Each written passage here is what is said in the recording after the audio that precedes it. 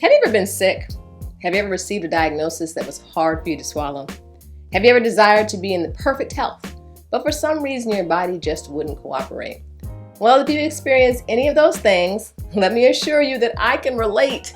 Last year I was diagnosed with diabetes, which is a diagnosis that was very hard for me to accept for several reasons, which I'll share with you a little later.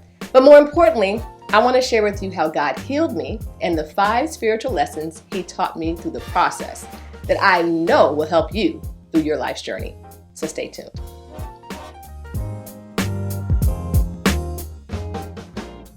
Hey there, extraordinary child of God. I'm SaMonna, and this is a place where you learn to transition from where you are to where God wants you to be. Now, last year I experienced what I would consider to be an uncomfortable season. I was about to say a dark season, but I've experienced some dark seasons. And although this one was bad, it was a lightweight in comparison to some of the other things I've experienced in the past. So I think it's better classified as an uncomfortable season.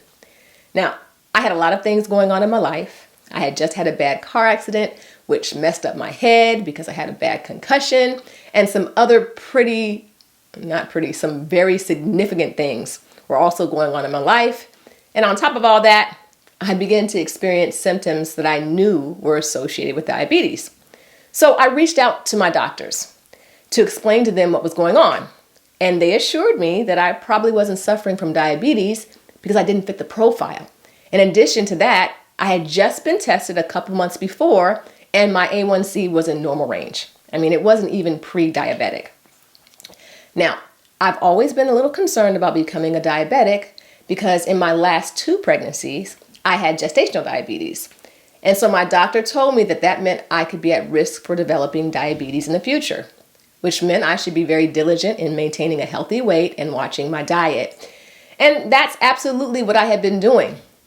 Although I must admit, over the years, I had been getting just a little bit fluffy, right? I had gained a little more weight than what I probably should have. Yet, despite the fact that my doctors had assured me that it was highly unlikely that I was suffering from diabetes, I continued to experience symptoms that were extremely concerning to me. And when I could no longer ignore my concerns, I called one of my doctors again, and she sent me to go get blood work done. And later that day, when my results came back, she told me to go to the emergency room because my numbers were out of control and I had full-blown diabetes. Now, I was devastated because I had been working hard to do everything I could to avoid this diagnosis. I was devastated because I wanted to live a life full and a healthy life without complications. And I knew that diabetes was listed as one of the leading causes of death, well, at least here in the United States. I also was devastated because I didn't want to be on medications. And I was devastated because I like to eat. Now, I remember how I felt when the doctors came into my hospital room and told me there was no reason that I should have type 2 diabetes. So in this particular doctor's opinion, this was likely type 1, which meant it could not be reversed. And I'd be on insulin for the rest of my life. And I just laid in that bed and I cried. Now understand that there are many people walking around with diabetes, and maybe you have diabetes, and maybe it doesn't seem like a big deal. But for me and my journey, it was and it is. Because when you do everything that you're supposed to do to avoid certain consequences, and yet despite your greatest efforts, you still find yourself in that place that you never wanted to be in, it might cause you to look at God sideways.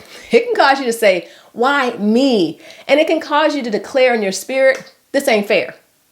And keep in mind, when I received this diagnosis, I was already going through an extremely difficult time. But thankfully, the doctor was incorrect. It wasn't type 1. It turned out that I did have type 2 diabetes, which the medical staff told me was very, very unusual based on my history. But nevertheless, this is where I was. And as I look back, I can see how God took this opportunity to grow me spiritually. Y'all, God is so good. I mean, He's good. So let me share with you the things that He taught me in this experience. Now, the first thing He taught me was that the trial I was experiencing was not the worst thing that could happen to me. Yes, diabetes is bad. I mean, any disease is bad. But no matter what trial we are called to experience here on earth, whether it be cancer, death, declining health, accidents, imprisonments, or any other horrible thing that this world has to offer, believe me, it's not that bad. Because the worst thing that could happen to you or to me is being separated from the love of the Father. The worst thing that could ever happen to you is losing your soul. And as long as you stay connected to God and as long as you choose Jesus, you never have to worry about that terrible fate. Now, the second thing he taught me or reminded me was that I have the power to choose. You see, it was up to me now to determine how my life was going to look moving forward. Yes, I could accept having diabetes and just take the medications and decide to make no real lifestyle changes. I could play Russian roulette with my life, take no action, and hope I didn't develop the horrible consequences of high blood sugar. Or I could choose to be proactive and take control of the situation. Needless to say, I chose to be in good health and to experience the best health that I could possibly experience despite my circumstances. Now, this applies to every aspect of our lives.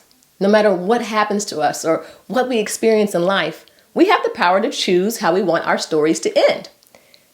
Now, the third thing I discovered is that transformation takes time. So be patient. I wanted my diabetes to be reversed immediately.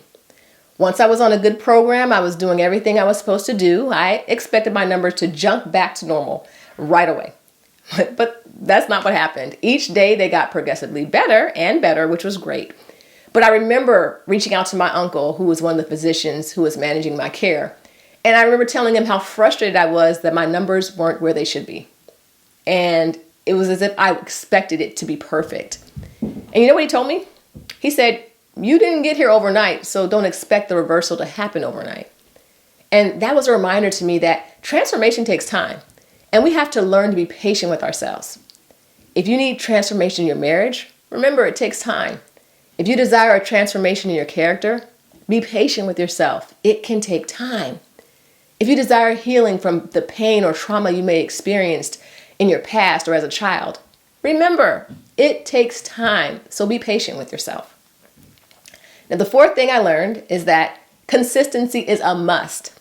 With most things in life, the reason people aren't successful is because they aren't consistent. And let me clarify that by saying they aren't consistent in doing the right things. And I learned very early on in my process that I needed to be consistent with the lifestyle changes I had committed to make. And the more consistent I was, the easier it became for me to continue to be consistent, and the healthier I became.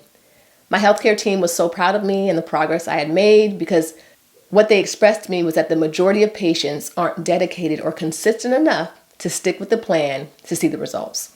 And this reminded me of how it is so important to be consistent with Jesus. If we desire to see some amazing things happen because of his presence in our lives, then we need to consistently spend time with him. Here and there, this week and maybe that week, it simply won't work. Consistent daily interactions with God is what it will take to see the amazing results in our lives that we desire. Now, the last thing that I learned that I want to share with you today is that the devil is always hating on you. And what I mean by this is that he's always going to try to find ways to attack you, especially when you're doing something good. And I can tell you that I've made an amazing turnaround when it comes to diabetes. I'm no longer diabetic. I've lost weight and I like my new size. And I've gotten into a really great groove with my eating habits. Yet despite all this, for some reason, I would sometimes find myself anxious or fearful. Even after my doctor had told me that my numbers were so good, I didn't need to check my blood sugar anymore. I would still find myself low-key anxious after meals and running to check my blood sugar. And there would be days when I'd check and my sugar would be a little higher than what I anticipated or hoped for. And I would start feeling some kind of way. And this spirit of anxiety and worry surrounding my health, it didn't come from God. It was an attack from the enemy.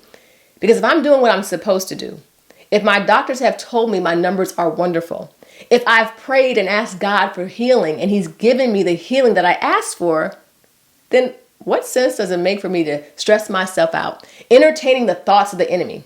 It doesn't make any sense at all. And it doesn't make sense for you to do it either. No matter what you're doing, the enemy is always going to find a way to try to attack your mind. Don't give in to worry and anxiety. Instead, walk boldly in faith, knowing that your Heavenly Father is watching over you. Now, if you struggle with overcoming thoughts that the enemy attacks you with, I want you to check out my free mini course, The 5 Secrets to Overcoming Fear, Frustration, and Pain. I'll leave a link for it in the description below because I want you to be equipped with the tools that you need to be an overcomer. So, what I've shared with you today are just 5 of the things God showed me during my healing process. And I'm interested to know what lessons God has taught you in your healing process. Please share by commenting below. Also, if you're interested in knowing the exact things I did to reverse my diabetes, God did it, but there was things that I needed to do. Just let me know in the comments below and I'll work on doing a follow-up video. As always, I look forward to seeing you again next week, Thursday at 2 p.m. Eastern Standard Time. You extraordinary child of God. God bless.